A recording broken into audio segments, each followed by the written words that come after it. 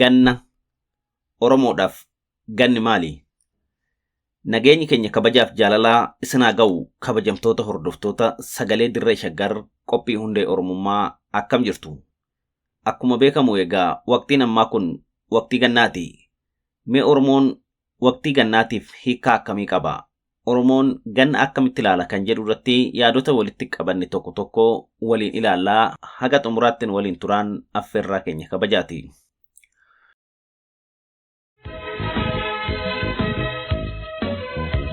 Waqtiin gannaa Oromoof maali? Oromoon gannaa akkamitti hiika? Egaa jechoonni hedduun gannaaf jedhaman ni jiru. Akka Oromootitti hawaasni kan itti fayyadamu jechuudha. Ganni halkanii, ganni dukkanaa warreen jedhan hedduudha. Ganni halkan maaliif jedhame? Ganna namni ijaa waliin argu? Egaa sababa jedhameef qaba. Akkasumas afoola isaa keessattis roobee ganna halkanii echaa wal arganii warra jedhanii sirbanis jiru. Ganna lafti dukkanaa duumecha guddaa jiraa, roobatu jiraa, qorratu jiraa, lolaa, corroqa, cabbii, bakakkaa wantoota hedduutu jiraa jechuudha. Akka bonaa salphaatti laga walitti ce'uun wal arganii wal gaafachuun lafti hundimmoo mijataa ta'ee irra deemuudhaaf saafis namaafis baay'ee hin tolu. Kanaafuu ganni waqtiiwwan afran hoggaan qabu keessaa baay'ee ulfaataa jechuudha. Bokkaan ganna roobu baay'ee guddaadha, qorra akka malee jabaataa, lolaan akka malee jiraa. Lolaan bakka hundattuu nama fudhachuu danda'a. Lagni nama ceesisuu, dololloonni guutii sa'aan namaan walitti ce'uunis baay'ee ulfaataa jechuudha. Akkasumas waqtii gannaa kana mooran ni corroqa. Mooran loonii kan namaa qe'een akka malee waan corroquu fi akka argan qe'ee irra deemunuu nama rakkisaa jechuudha. Cabbiin roobus uumamam hundaafuu ilmaan namaatiif, horiidhaaf, bineensa biraatiifis akka malee ulfaataa. Akkasumas rooba ulfaataa kana keessa wanti jiru tokko kan akka malee nama sodaachisu bakakkaadha. Waqtii gannaa bakakkaan akka malee bu'aa iddoo adda addaatitti. Kunis nageenya namaatiifis baay'ee yaaddessaa. Mukarratti bu'ee muka jijjigsuu danda'a, nama miidhuu danda'a, horiis akkasumas uumama biraatis guddoo miidhuu mala jechuudha. Sababuma kanaaf roobni waan baay'ee ulfaatuu fi lolaan waan baay'ee jiruuf dirree ni laaffataa jedhama. Dirree ni laaffatti jechuun bakka deemanitti akka malee lafti dhoqqaa, lafti gadi nama gannama fudhachuu dandeessi dhoqqooftee jechuudha. Bakka qonnaatitti, lafa tikaatitti innaa karaa deeman dirri ishii ni laafa waan ta'eef baay'ee akka waqtii bonaa yookiin birraa sana jabaattee uumama biraa baachuu irratti ni rakkatti. Kanaafuu haalli bakka bakkatti socho'u ilmaan namaatis ta'ee uumama biraatiif baay'ee ulfaataa jechuudha. Akkasumas waqtii gannaa kana wanti ulfaatan jiru kan biraa beela. Lafti bishaanii fi dhoqqeedhaaf fudhatamti yookaan guutamti. Lolaan karaa nama dhoofuu midhaan mana jiru kan hoggaa darbe oomishame waqtii kanatti immoo manaanii dhumaa, alaayis kan faca'e hin geenye jechuudha. Kanaafuu bakka bakkatti socho'anii waan nyaatan barbaaddachuun akkasumas immoo jireenya ofii gaggeeffachuudhaaf haalonni jiran baay'ee ulfaatu jechuudha. Sababootuma waqtiin gannaa ulfaataadha jenne kan gara duraa irraa dubbanne kana jechuudha. Akkasuma loon illee gara itti bobba'an hin qabanii, laggeenni guutuu, sululli yookiin dololloowwan hedduun nama sochoosanii, ammallee lafti jirus bishaanii fi raareedhaan waan guutamuu fi margi yeroo kanatti raareedhaan uwwifamuu danda'a. Bakka margi jiru immoo deemanii ga'uudhaaf haalli lolaa jiru, dhoqqeen jiru, haalonni waliigalaa amma dubbanne kan akka bakakkaa, corroqa, lolaa, bokkaa, qorraa maaliin kun baay'ee waan ulfaatuu fi naannuma jireenyaaf jiranitti daangaanii turuun dirqama ta'a jechuudha.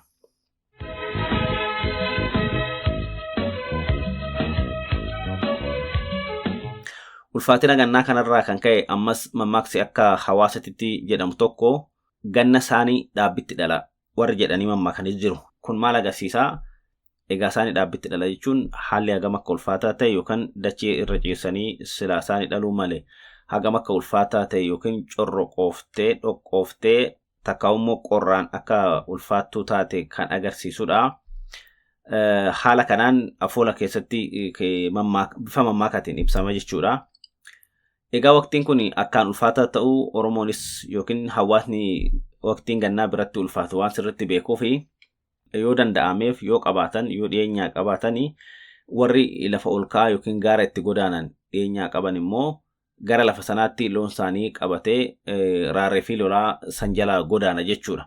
ganna lafa ol ka'aa bishaan yoo waan itti roobe dafee irra darbu akkasumas immoo yoo roobe akka malee hin dhoqqoofne yookaan lafti gadi jetteetoo horiis ta'ee namaafis rakkistuu hin taane bakka lafti jabaatu bakka xiqqoo roobni qaqallatu yookaan ammoo yoo roobellee lafa san miidhuu hin dandeenye dafee bishaan bira darbuu danda'utti godaananii achitti dabarfatu jechuudha. Egaa lafa akka gaaraa kanarratti ganna wanti nyaatanis waan akka margaa baala adda addaa kan horiin nyaatan hin dhabamu. Hundumaa olitti immoo dhoqqeen fi lolaan badaa hin hammaatu waan ta'eef garasitti godaanuun jiruuf jireenya hawaasa Oromoo keessattuu hawaasa durii keessatti baay'ee baratamaadha. Kanaaf garasitti socho'uun dirqamaa jechuudha. Kanaaf waqtii gannaa qeellee gadhiisanii deemuun ni jira jechuudha. Bakka hammaatitti immoo yeroo itti keessattuu naannoo lafa gadi bu'aa fi naannoo lagaatitti warri dhiyoo jiran lolaan gannaa faca'ee yeroo itti qeerraa nama buqqisuu, qabeenya namaa fudhatu, mana namaa fudhatu yeroo hedduu ni mul'ata. Kun jireenya guyyaa keessatti waan argaa ooluudhaaf waan ta'eef amala ganni agarsiisu yookiin ulfaatina ganni agarsiisu keessaa tokko isa kanaa jechuudha.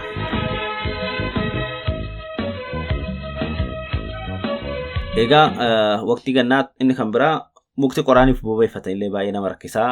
Ibiddi waan barbaachisuuf ho'aaf jechuudha. Waa bilcheeffachuudhaaf waan baay'ee nama barbaachisuu fi qoraan iyyuu wanti ho'ifatan mukti waan jedhuuf baay'ee nama rakkisaa. Kanaaf hawaasni wanti godhu dursee waan silaa ganna bobeeffachuu malee waan akka qoraanii, kobotaa fi kanneen birootis dursee qopheeffachuun kuufachuun mana keessatti galchanii yookaan iddoo roobni hin geenyetti da'oo tokko jalatti walitti qabanii kuusuudhaan ganna ulfaataa kana jabaatanii jala darbuudhaaf qophiin dursamee taasifamu osoo ganni hin seeniin qophiin dursamee taasifamu akkaan murteessaadha jechuu dandeenya. Akkasumas ilma namaa qofa osoo hin taane simbirroonni yookiin allaattiiwwan waan bona yookiin birraa godoo isaaniitti kuufatan nyaata ganna jala darbu godoo isaanii keessaa ofiifis godoo isaanii keessaa gadi ba'anii mana simbirroonni ofii uumamaan dandeettii uumamaatiin ijaarratan san keessatti ganna waan argatan achitti waan bonaa fi birraa argatan achitti kuufatanii ganna ammoo achi keessa ta'anii qusannaadhaan isa nyaachaa haga birraan bari'ee ifee wanti nyaatan hunduu alaa ga'utti allaattiiwwan illee bifa kanaan mataa isaanii gadi qabatanii ganna jala darbuu jechuudha. Akkasumas amala ganni agarsiisu keessaa tokko inni kan biraa bineeyyiin ganna ijaan hin agarre ni jiru. Fakkeenyaaf cululleen ganna ijaan hin agartu, bofti ganna ijaan hin argu, akkasumas bineeyyiin biroollee jiraachuu malu. Isaan kunniinis godoo nageenya isaaniitiif gaariidha jedhanii amanan yookiin dursanii qopheeffatanitti galuudhaan yoo wanti bona kuufatan jiraate kuufatanii yoommoo hin jiraannes jireenya isaanii ulfaataa gannaa kana gadi jedhanii dabarfatu jechuudha. Gannagaa uumamumaan ijaan arganii maaliif akka ta'e hagammaatti kana qorannoon nuyi gama keenyaan bira geenye hin jiru. Yeroo biraatti kan jiraatu ta'e kan waliin ilaalu ta'a jechuudha. Gannagaa haala kanaan bineeyyiin ijaan agarres kan ijaan arganis bifa of eeggannoo guddaa taasisuu qabuu fi dursanii qophiin barbaachisu eega godhamee booda jabeenya kanaan bira darbuun ni danda'ama jechuudha.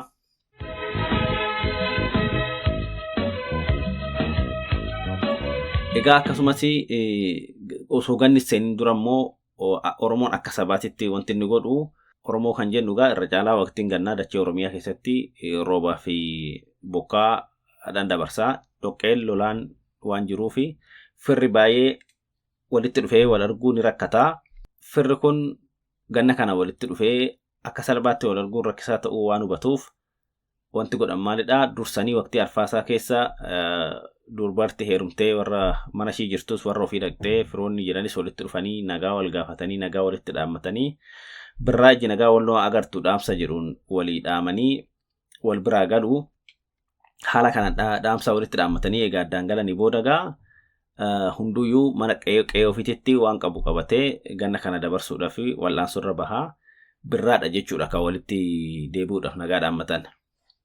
Akka aadaatti immoo takkaa'u akka amantiittis wanti godhan maalidha?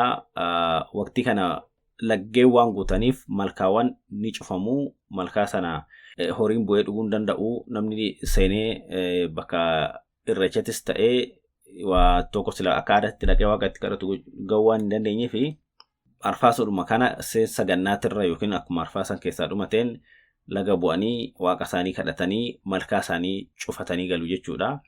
Akka gosaatitti hunduu malkaa itti bobba'utti kasaa namaan irraa dhugutti hin bobba'aa achitti dhaqee buna dhaabbatee waaqa isaa kadhatee ganna kana nagaa nu luufsisi jedhee akka aadaatitti waan godhamu hundaa godhanii manatti galuu jechuudha malkaa cufaniitoo.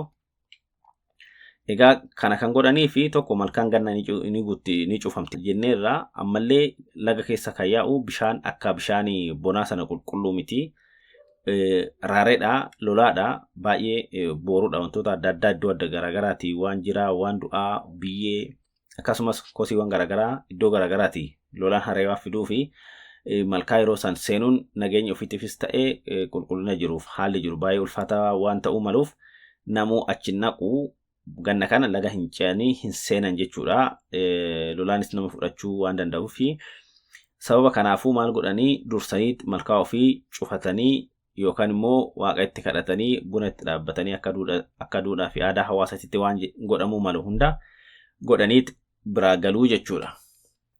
Hunduu malkaa ofiitti akka hawaasa seera Oromoo duriititti keessattuu ammas hawaasni waaqeffataa waan kana godhaatuma jira. Egaa haala kana godhanii eega biraa galanii booda naannootti immoo bishaan kufamee waan jiruuf qe'ee hundaayyuu bishaan kufamee waan jiruuf rakkoo qulqullina bishaanii yoo ta'een ala rakkinni bishaanii gama kana hin uumamu.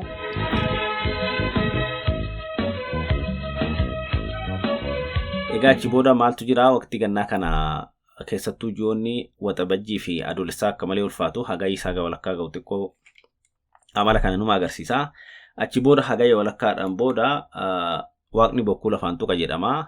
Waaqni bokkuu lafaan tuqa kan jedhamu immoo yeroo itti dirree jabaachaa deemu, yeroo itti bokkaan hagatee qaqallachaa dhufu, yeroo itti lolaa sun xiqqoo har'achaa deemu, akkasumas immoo bishaan booruun sun hagatee taliilaa deemu, qululaa deemu waan ta'uufi achi booda dhoqqeenis badaa hin hammaatu. Dirree xiqqoo ni jabaataa, nama baachuu, sa'a baachuu hin dadhabu. Wanti hunduu hagatee fooyya'aa dhufaa. Achi booda gaa torban lamaan booda birraa waa seenuuf fuulli ifatti deemaa jechuudha. Kanaafuu waaqni bokkuu lafaan tuqaa jedhama. Waaqni bokkuu lafaan tuqee jechuun dirree jabeeffatti dhugeeffata jedhuutu jira. Achi booda laftis jabaachaa deemti hagatee egaa sosochiin ni eegalamaa. Bishaanis taliilaa deema waan ta'eef naannoodha. Bishaan dhugaatis kan namaatis kan sa'aatis sirriitti argamaa deema. Ammallee ji'a hagayyaa kana gara walakkaarraa kaasee qophiiwwan ayyaanonni waqtii birraa simachuudhaaf taasifaman kan akka ayyaana qaammee, taaburee kunniin kabajamuu ni jalqabaa. Margillee hagatee jidduu kana keessa qancaraa waan deemu horiinis waan dheeduu ni argata. Asheennis boqqolloo fa'aa midhaan dheedhiin ga'u asheetu waan jalqabanii fi midhaan tokko immoo daraaruu waan eegalanii fi achi booda hawaasni abdiidhaan guutamaa deemaa jechuudha. Abdii birraatti ba'u. Egaa akkuma jalqabarratti jechuudha yaanne ganni halkanii jedhama. Ganni halkan yoo dabru ni bari'a, birraan bari'ee jedhama. Akka dhugeeffata hawaasatti jechuudha. Birraan bari'ee, birraa ganama waan jedhuun, birraan ifa waan jedhuun abdii kanaan birraan simatamaa. Egaa birraan akka bari'ee lolaan darbee malkaa saaqamteen immoo hawaasni irreechaan malkaa bu'ee malkaa saaqataa. Malkaa kana itti irreeffatanii buna itti dhaabbatanii waaqa itti kadhatanii itti galateeffatanii maal jedhanii malkaa saaqatanii achi booda kasaa namni walitti ce'ee wal arguu jalqabuu jechuudha. Egaa ganni haala kanaan kan Oromoo biratti ilaalamu waqtiin gannaa akka sa'aafis ta'ee namaafis ta'ee akka malee ulfaataadha. Haa ta'u malee immoo abdii of keessaa qaba waqtiin gannaa. Yeroon itti oomishatan midhaan facaasan waqtii gannaa kana waan birraa godhan immoo wanti yeroon itti karoorfatan waqtii kana ilmatti fuudhuu kan barbaadu, birraa waan adda addaa godhachuu kan barbaadu, jireenya isaa keessatti waa saganteechi hojiitti hiikuu kan jalqabu birraadha. Haa ta'u malee karoorri guddaan immoo ganna kana karoorfataa jechuudha. Abbaan ilma isaatiitti fuudhuu, ilma isaatii farda bituu, akkasumas immoo dorgommii biraatis yoo jiraate akka abbaatitti abbaan tokko ilma isaatiif kana yaada kana qopheessuu danda'a birraarraa kaasee. Akkasumas immoo kan intala kaadhima manaa qabus birraa kana heerumsiisuudhaaf qophaa'uu danda'a. Kan ilmatti immoo kadhachuu fedhus birraa kana bakka sirbaa, bakka irreechaa, qaammee bakka kanatti ilaalanii ilma itti fuudhuudhaaf yeroon itti karoorfatan waqtii kana ta'a jechuudha. Egaa birraan ganni akka dukkana jechuun abdii kan itti kutatan osoo hin taane abdii guddaa of keessaa qaba. Wanti bara dhufu nyaatamu, wanti bara dhufu dhugamu, kan ittiin jiraatamu hundisaa baay'eensaa jechuu dandeenya. kan hojjetaman ganna kana keessa jechuudha. Ganna kana keessa kan oomishamanii darbanii kanaafuu ganni akka dukkanummaa isaa akka ulfaatina isaa abdii kan nama kutachiisu miti jaalalaa fi kabajaa yookiin miiruma gaariidhaan hubatamu manni.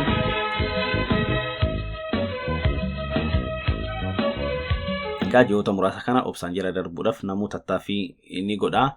Kun immoo kutaalee Oromiyaa hedduu keessatti waggaadhaan waan hubatamudha.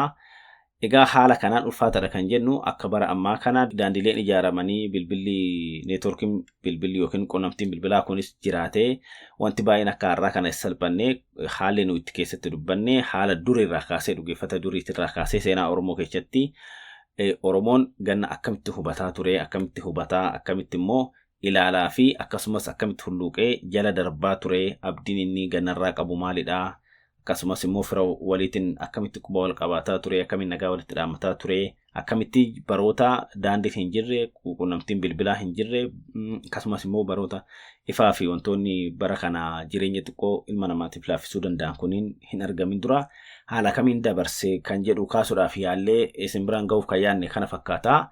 Egaa sagantaa hundee Oromummaa har'aatiin Oromoon waqtii gannaa akkamitti hubataa, akkamitti hiikaa, abdii akkamii irraa qaba, akkasumas immoo jala darbuudhaaf wallaansuuwwan akkamii godhaa ture, ganni Oromoo biratti hubannoo fi ilaalcha akkamii qaba waan jedhuun kan isin biraan geenye kana fakkaata. Torba sagantaa biraa qabannee walitti deebina. Kanarraa xumurree fayyaa ta'a.